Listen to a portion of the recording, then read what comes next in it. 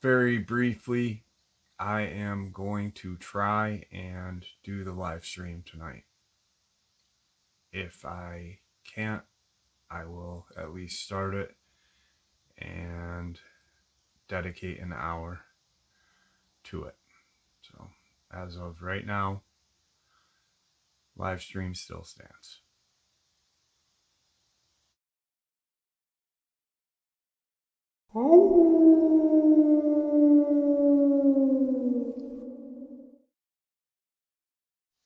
Well, greetings and salutations, everyone. I hope everyone is still doing well, and welcome to today's upload. Before we jump into it, a couple quick links.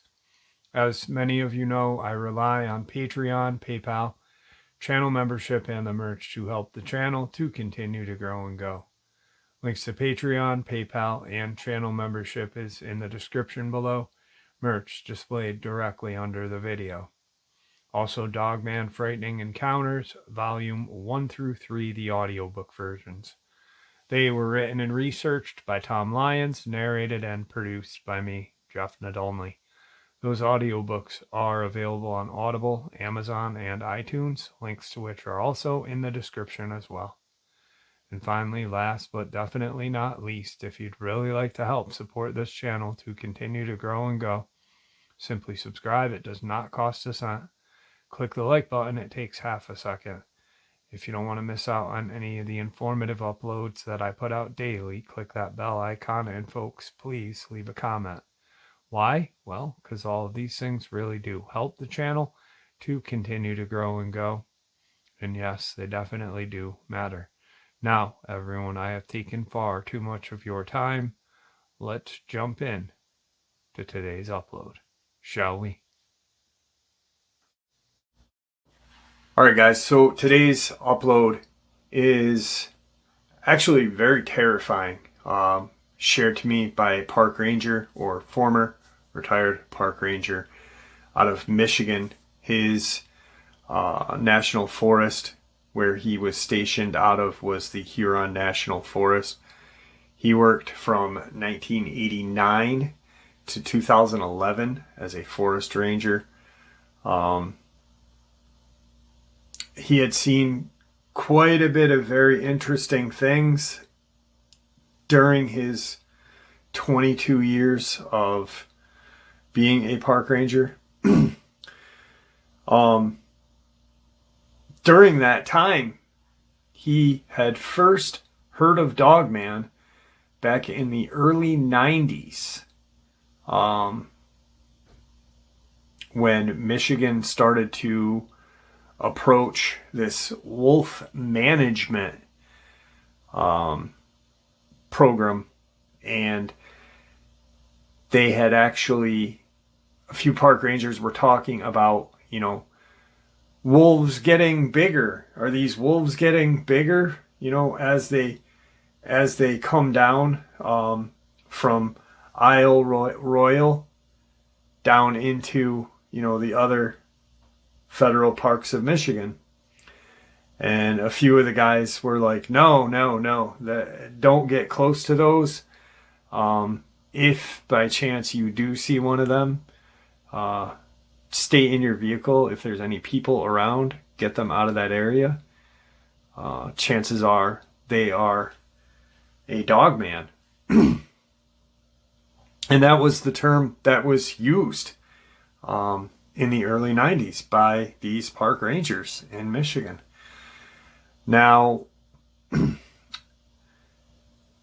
during this wolf management thing, they were trying to reintroduce wolves into these parks.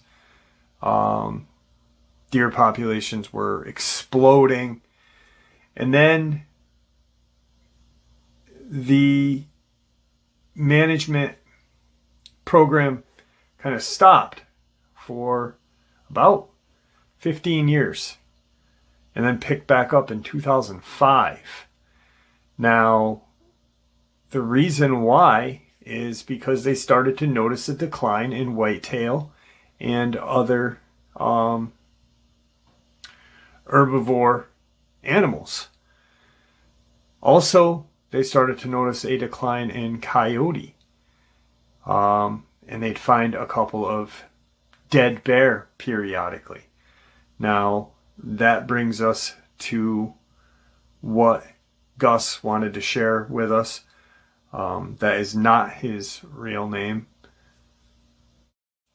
So the year was 2003, and Gus had been on duty for about a couple of hours before they had received a radio call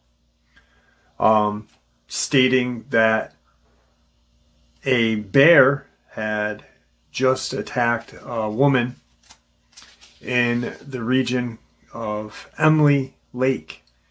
Now, they were up north of this area, and they had to come down Sable Valley River Road, which then connects to Curtisville Road, which is the same road, essentially. That brings you straight through the Huron National Forest and brings you to Emily Lake. Now, as they are driving, it's about a 20-minute drive from where they were to get to this small, very isolated lake.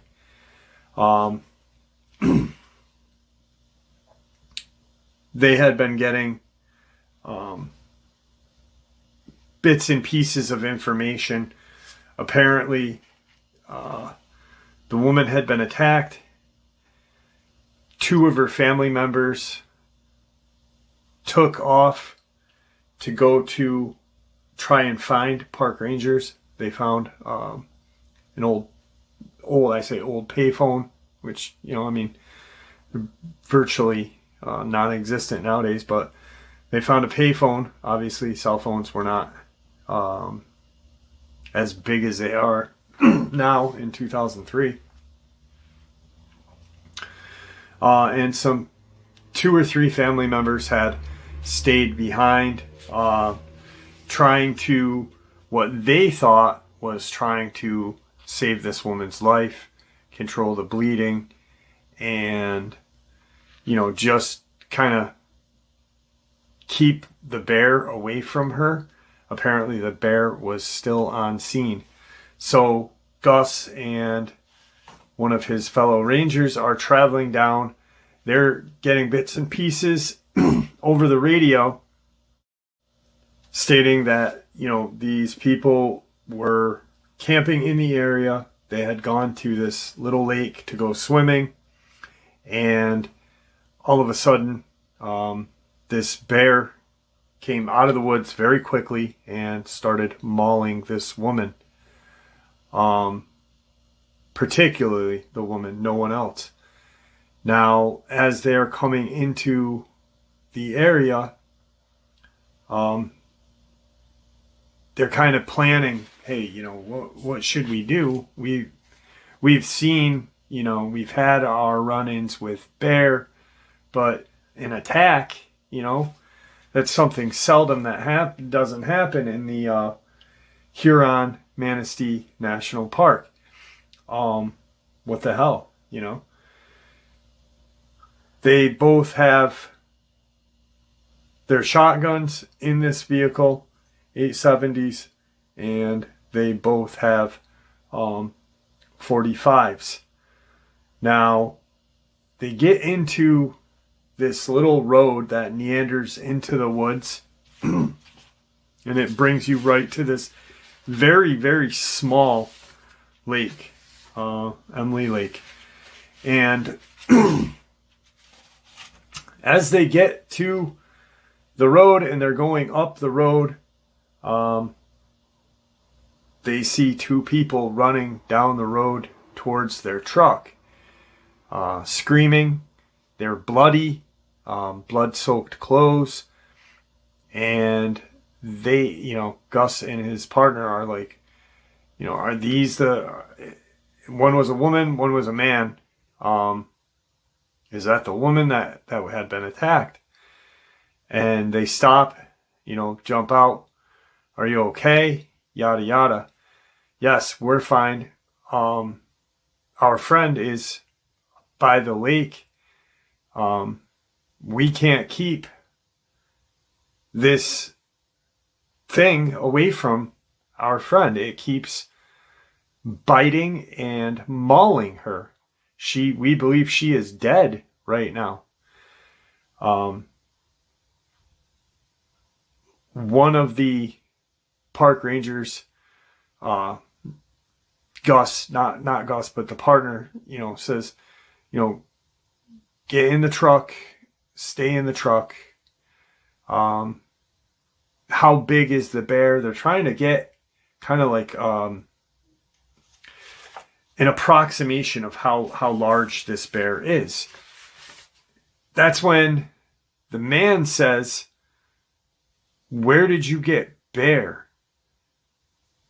Have you ever seen American Werewolf in London? That's what's attacking our friend.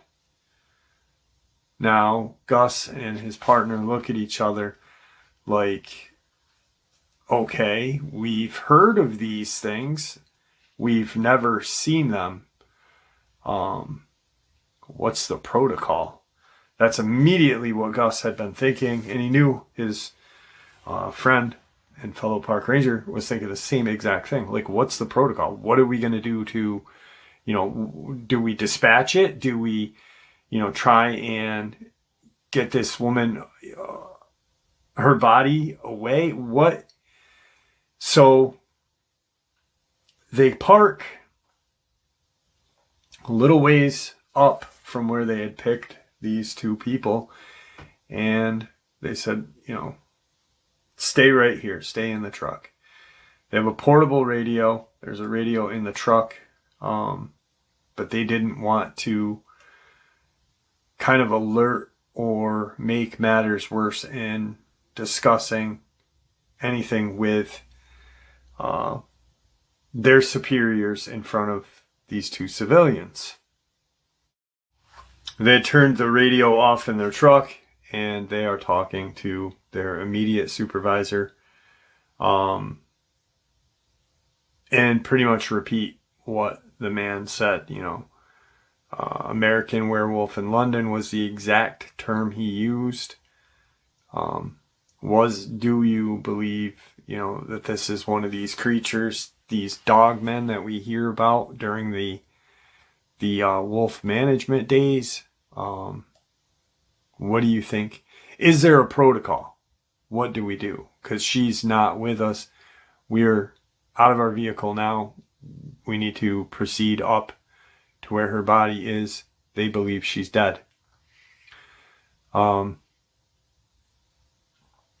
As they're talking to their direct supervisor, a car pulls up behind them and kind of proceeds to go around the truck. Gus stops the vehicle. They stop, and it's the other two people that had made the phone call from a gas station payphone. And he says, park behind our truck, stay here. We're going to have your friends sit in the vehicle with you guys. But whatever you do, stay here. There's certain procedure that we have to follow. We will retrieve your friend. At that point, they are not really going off what these people are saying, like, that she, there's still a little chance that she may be alive. So they're talking to these people like their friend is still alive. And the one that was driving the car up said, she's dead. That thing killed our friend. She was dead probably the first few minutes of the mauling. We just, we didn't know what to do. We didn't want to get arrested for, people thinking that we did this or what. Our friend stayed back because they wanted to make sure that, if she was alive, they could at least save her if they could get this thing away from her. Now, he said, all right, stay parked. Meanwhile, his partner is now getting the details of the procedures. So procedure-wise was approach the area, survey the area. If the animal or Dogman creature is still in the area, do not fire upon it unless it starts to approach you or you feel your life is endangered. Don't try and get the body if she's still alive. Don't walk up and try and shoot this animal, or just don't put yourselves in harm's way. If it's running away, but if it's on top of the person, try and scare it, but do not shoot this thing. Pretty much, don't approach it, which was not going good with Gus in his mind, because he's like, if this woman is still alive and this thing's attacking her, we should be able to shoot this thing. What are you talking about? Policy, procedure, what are you talking about? Well, there's people that we need to call that can maintain this situation. Just keep the people that are in the vehicle there, and kind of don't let anyone else go up that road. Quickly check and see what the situation is up north by Emily Lake. Okay. So as they start to walk up a ways, they can hear something in the woods, kind of on both sides of them. But they're like, wait a second, there's something on both sides of us here. These people just said there was only one. As they're walking a little ways in, they realize, okay, that's not what we think it is. It's just, maybe our imagination playing tricks on us, our fear, our adrenaline. And they start to walk up to where the area is. They see the body. There's not really a shore, but there kind of is. It's not like it's a swimming hole, but it's not a beach. They see the body, but they don't see the creature. And they're like, all right, we're good. We're good. We can get this woman out of here. We can see if she's still alive. So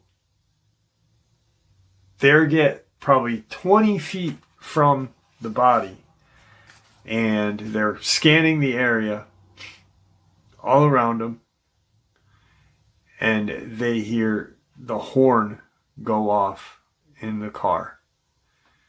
And they turn and look, and in the distance they can see their truck, and they can see the car, and they can see this large quadruped walking towards the car.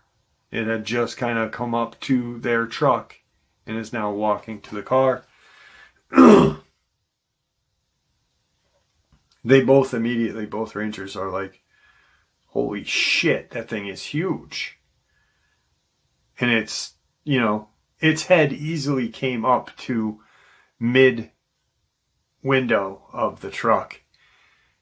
Just a monstrous, chest high for a male adult, for an average size male adult, 5'10", 5'11". And,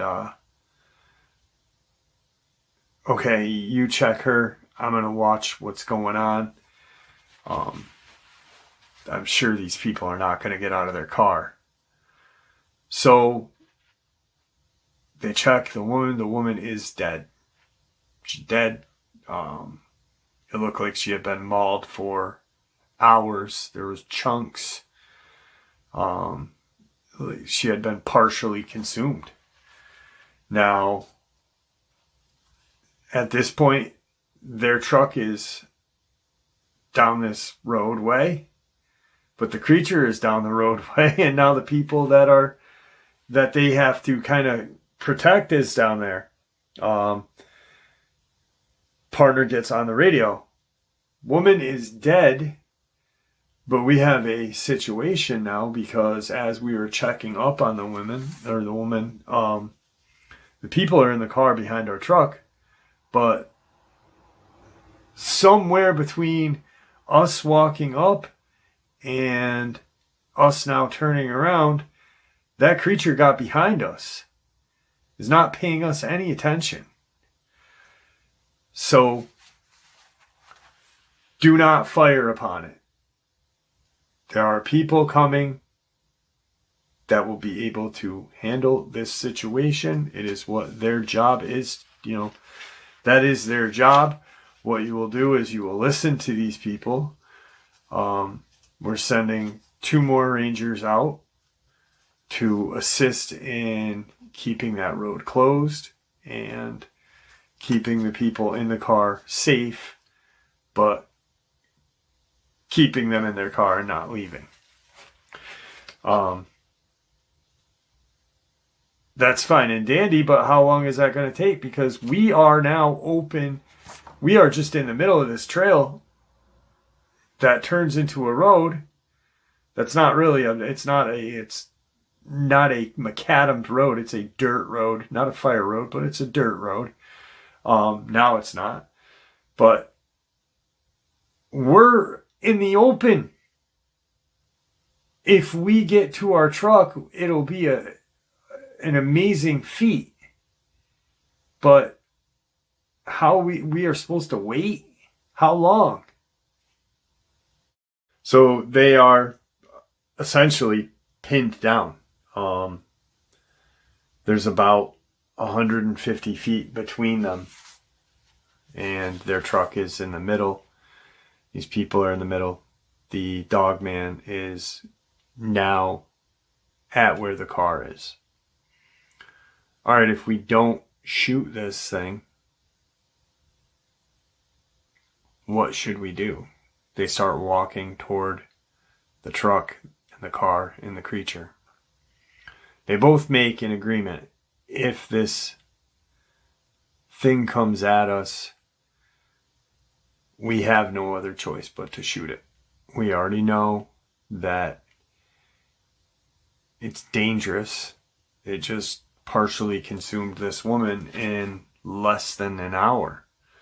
Not that she was almost all gone, but she was, chunks taken out of her stomach area, her soft tissue, her legs.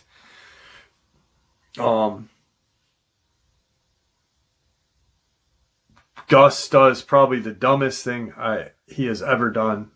Did the dumbest thing I ever have done is I took my pistol off of my hip and I shot 2 rounds in the air, angled away from where, if by chance it was to hit something, it wouldn't hit the creature or a civilian.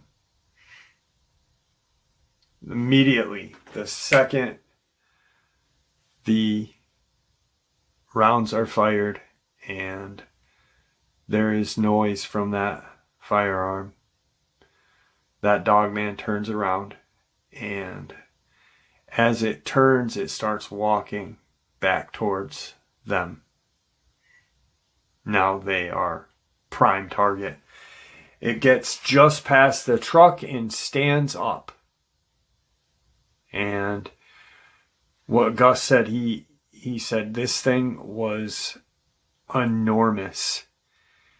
Just even from back there. You know how you see something in the distance and it's small? Well, that's not how it was when we saw this thing. It was the size of a large man in the distance. So I'd hate to see how big it is. We need to do something now. His partner's like, what the hell did you shoot? You know, they're now bickering, but they're watching this thing. They both have their 870 Remingtons, double-aught buck, and they're both now kind of locked and loaded on this thing as it's approaching them bipedally. They both agree. If we have to, we will put it down. Do you think these bullets are going to put this thing down, though? That's the question. That's the question that, stayed with Gus and his partner for 30 seconds to a minute, as they are now getting closer to each other. The men have stopped walking, but this thing's walking towards them. Each step is 3 times what a man would take. As they're preparing to fire, of course, in both park rangers' minds are the people in the car going to be in our line of fire? Are we putting these people in jeopardy by shooting at this thing? They pretty much decide that no, we're not, but let's be extra careful and kind of spread out on this road. So you get on one side, I get on the other, and we're kind of aiming at an angle at this thing. Instead of straight on where possibly a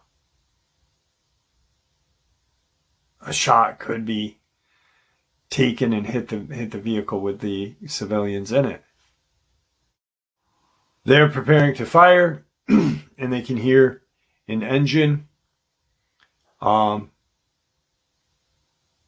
is thinking, did these kids, they weren't much younger than Gus and his partner, but they were kids still, mid-20s. Did they start their car, and are they backing out? What they see next is another Ranger vehicle pull up behind the car, and 2 other park rangers jump out. They can see one is on a handheld, and both have their shotguns at the ready as well. The Dogman is now in between these 4 park rangers, but instinctually all 4 guys know that, this thing has put us in quite the pickle, because if by chance shots have to be fired, all 4 of us are kind of in danger of being shot by accident.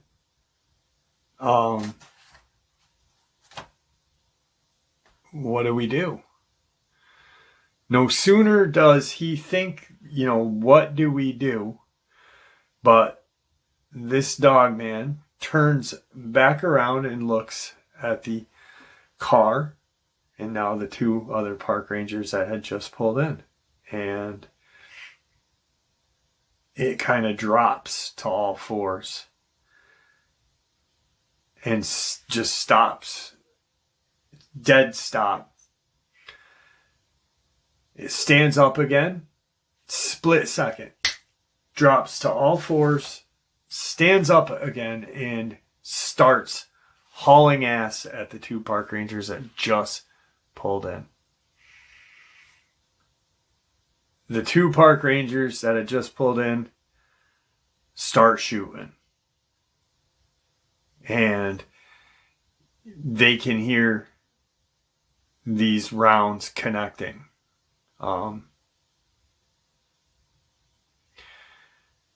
As they're shooting, Gus and his partner start running down the trail on the side of the trail road, not directly in the line of sight, or the line of fire, but they're running, and it stands up and kind of starts to make a run at the Rangers again. That's when Gus's partner stops. He's still jogging, and he realizes he can hear that his partner had stopped, and he turns, and as he turns to look, he realizes that his partner's going to shoot as well. So he stops, and he pulls up his shotgun, puts it to his shoulder, and takes 2 shots. So there's 4 shots that came from a different direction. The other 2 Rangers probably had fired 3 or 4 shots each. They know that they don't have, they got 3 more rounds in each gun. So as Gus and his partner shoot, they see it kind of wobble, like it had been hit multiple times. And it turns, and it looks like a cornered, he compared it to a cornered raccoon when it's just trying to figure out a cornered raccoon with rabies, that it's just trying to figure out who it's going to bite and what it's going to do. It's already killed a person. There's civilians in a vehicle. So it turns and starts charging Gus and his partner, and they both take 2 more shots. And that's when the Dogman drops. So now all 4 Rangers are stopped. Gus's partner is on a handheld, calls into their immediate supervisor that action had to be taken, and they believe the creature has now been dispatched. No human casualties except for the woman that they had initially been called for. They can hear in their supervisor's voice that shit just hit the fan. They were told to, all 4 were told to secure the area, make sure that it is dead. Something that you shouldn't have done, but the immediate supervisor wasn't there. So it's kind of hard saying, you shouldn't have done it, but you weren't there, right? Now, they go up onto the scene and make sure that it's dead. They're looking at it. It's leaking blood from all over its body. It had been shot, numerous times. Somewhere between, 14 to 16 times. This thing is just leaking. It's at least 7.5 feet tall. Very dark gray colored. Almost like a gray stormed night in the sky. It's just dark. They can see that its canines are huge, and it's just got, just these monstrous canine. Its muzzle is closed, but the canine are so large that they're sticking out. Not far, but they can see. They're standing probably 25 feet from each other, talking to the other 2 park rangers. One of the park rangers that had just pulled in said, is it dead? How do we know that it's dead? And raises his shotgun and fires into the top of the Dogman's head. They go over and look at it more. They now know that it's dead because it didn't flail around. It's just out of commission.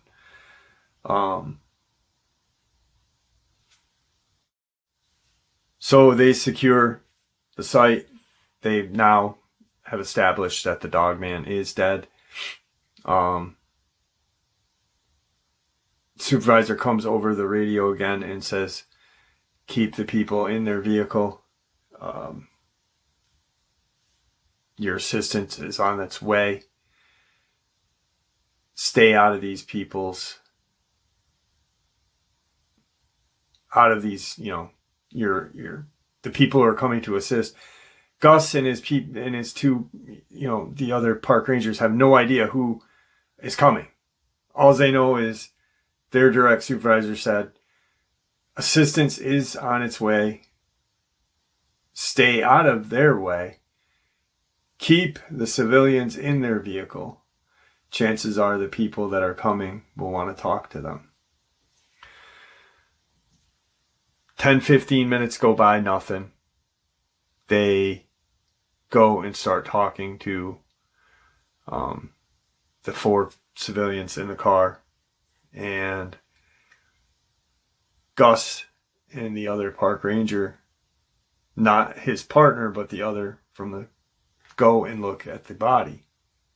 First of the Dogman and then of the woman. That's when they realize how bad she is. They see, chunks just gone.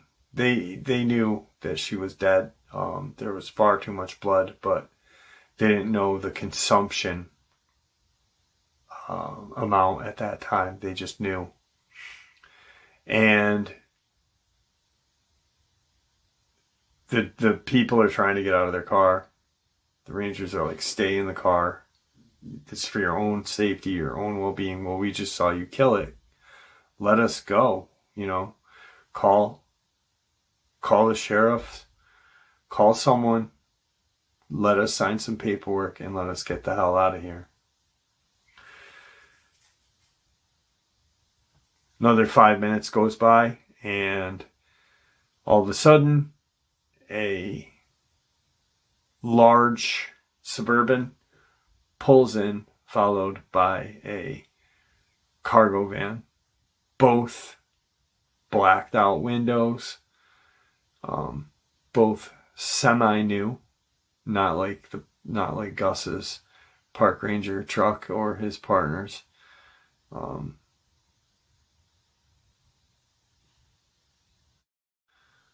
So they're watching the van and the Suburban pull up. Immediate supervisor states, just pretty much follow orders. Do not step on any toes. These people have been trained to deal with this. Do what you're told. So as they are now, all 4 park rangers are standing near the car. The park ranger with the most seniority is one of the guys who came in last. He's not a supervisor. He just has more seniority than Gus and everyone else on the scene at the time. Goes and approaches these people who just pulled up. They're in nondescript cars, nondescript clothing. 5 people came out of the Suburban and 3 out of the van. All have firearms. 2 of the drivers seem to have pistols on their waist, and everyone else has what appeared to be automatic long guns. Gus is thinking in his head, who the hell are these guys? What the hell is going on? I've never seen anything like this. I've never heard of anything like this. Also, I've never seen something that just occurred, moments ago. And the one with seniority goes up and starts to talk to the driver of the Suburban. Now, what happens next is right or wrong. I don't know. I don't know how to feel about it. I'm kind of on Gus's side because I talked to him for a little while, and so he's told to pretty much step back, keep the people in the vehicle, do not say anything to them. If you can, get their keys from them, but keep them in the vehicle. We do not need your assistance. Pretty much stay back. Do what you're told. Not rudely. Things weren't said rudely. Things was said sternly to all 4 park rangers. Gus and his partner looked at each other kind of like, all right, we're good. Well, yeah, whatever. The guy with the seniority always kind of had that complex. People with seniority, kind of says, who the hell are you guys? Who are you to tell me what to do? We're federal park rangers. The 8 people don't say a word. They go and assess the situation. 3 go to the Dogman. 3 more go to the woman. And 2 stay kind of behind the vehicles so no one can get out. They both have what appears to be automatic rifle. And I say what appears to be is because Gus said they could be automatic or they could have been semi-automatic. I'm just saying they were probably automatic because of who these people were.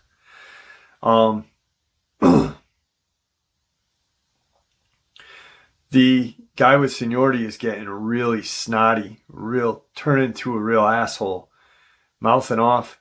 No one's saying anything to him, but he's like saying some kind of my balls are bigger than your balls bullshit, And the 2 guys that are standing behind everything, one of the guys just says, shut up. Quit talking. Do what you're told. Shut up. And he just keeps going. Who the hell are you? I'm federal park ranger. Yada, yada, yada, yada. The 3 that are closest to what's going on now are with the Dogman. One of them was the driver of the Suburban. Things are starting to get out of hand, and the 2 guys that are standing back actually pull their rifles up and point them at the park ranger who is mouthing off, guy with seniority, and said, shut up, yada, yada, yada. They weren't having it. They knew that their place was ahead of Gus and his people. The driver of the car, or the Suburban, starts walking very quickly to what they thought de-escalate everything. Because now they're watching one of their fellow park rangers have 2 long rifles pointed at him about 20 feet away. And everyone's in the line of fire if they pull the trigger.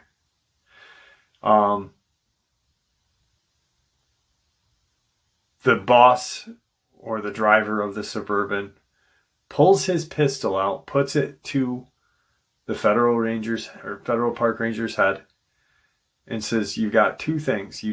I shoot you, or you shut up.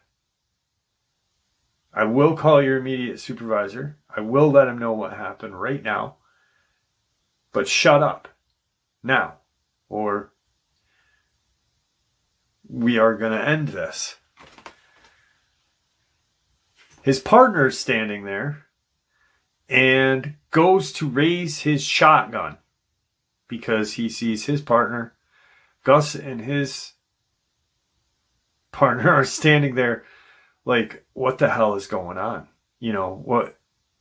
I'm not raising my rifle. I'm not getting in a firefight with these people. Who that? This isn't an ego fest.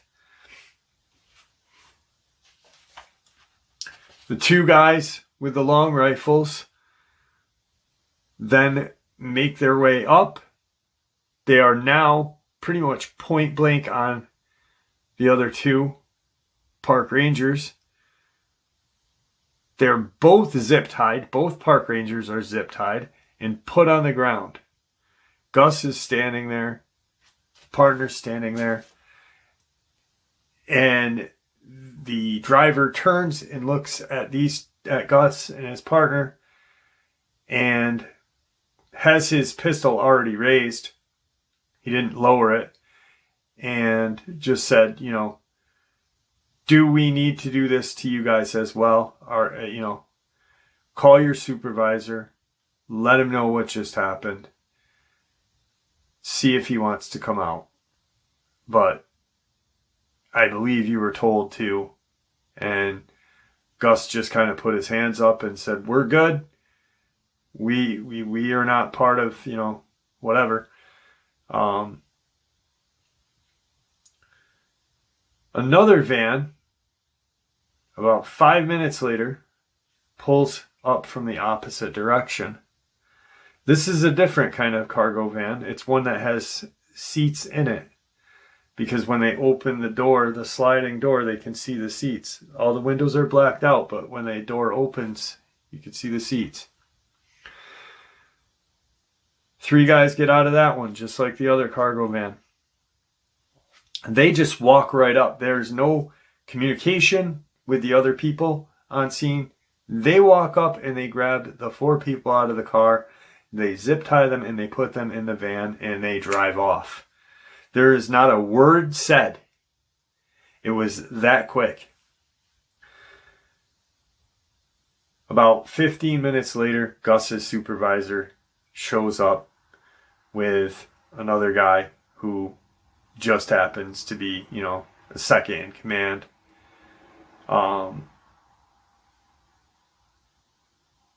The other 2 park rangers that are zip tied are sitting on the ground next to the back of the civilian's car.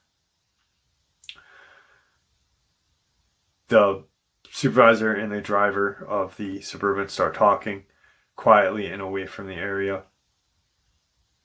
nodding their heads kind of, and as they're doing that,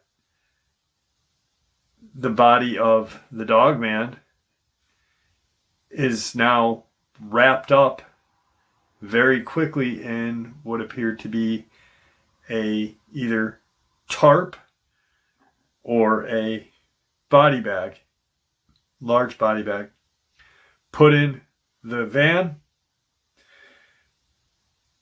A few minutes or seconds later, the woman is in the same way and put in the van. They're just like, what the hell is going on? Gus and his partner are just like looking at each other thinking, we'll talk about this after, but what the hell is going on? 20 minutes go by. The bodies are out of the place, or out of the scene. Cleanup's going on. A fire truck pulls in, which it's not a local fire truck, it's just a water tanker, pulls in, and everyone is told to, in their vehicles, back them up so the truck can get in. whoever can move the car, the civilian car, move it, kind of pull it over to the side here. And this nondescript tanker pulls in. 2 guys get out. It's got hoses. They hose down the whole area. They pull out and drive away. Seconds later, not seconds, minutes later, this whole thing from start to finish was about 2 hours. A flatbed pulls in and the car is put on that. Mind you, the 2 guys, the 2 park rangers, are still zip tied, not saying a word. One, because they have now witnessed everything that's gone on and kind of realized we messed up real bad. We should have just kept everything kosher. The van's gone now. The Suburban guys load up. The park ranger or the supervisor and the Suburban guy talk one more time. They're gone. Zip ties are cut. The 2 that were zip tied are told to go back to the headquarters and wait. Gus and his partner are starting to get into their vehicle, and you go to headquarters as well and wait. Okay. They get back to headquarters. They don't see their supervisor. They don't see anything. They're like, where did they go? You know, they were right behind us. When did they turn off? What the hell? We have things to do. You know, it's getting later and later now. Shift's almost over. About 15 minutes go after that, and the immediate supervisor walks in along with the gentleman that was driving the Suburban. There's paperwork put out in front of Gus and his partner. They're told just to sign it. Read it if you want. Pretty much what it says is you didn't see anything, you didn't hear anything, and you don't know anything. And if anything ever comes back at you, you pretty much say that whole thing. Nothing happened, yada yada. All right, good to go. You guys are good. Gus, go home. Remember what we said. The 2 wise guys that wanted to get in a gunfight with government agents are still zip tied. They get unzip tied, and because once they got back to that location, they were zip tied again.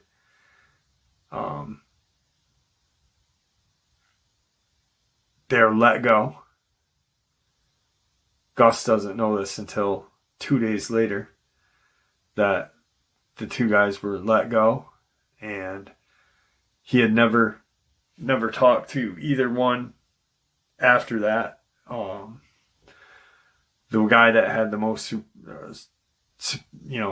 time in, no one really liked him that much anyway, so it was kind of like, all right.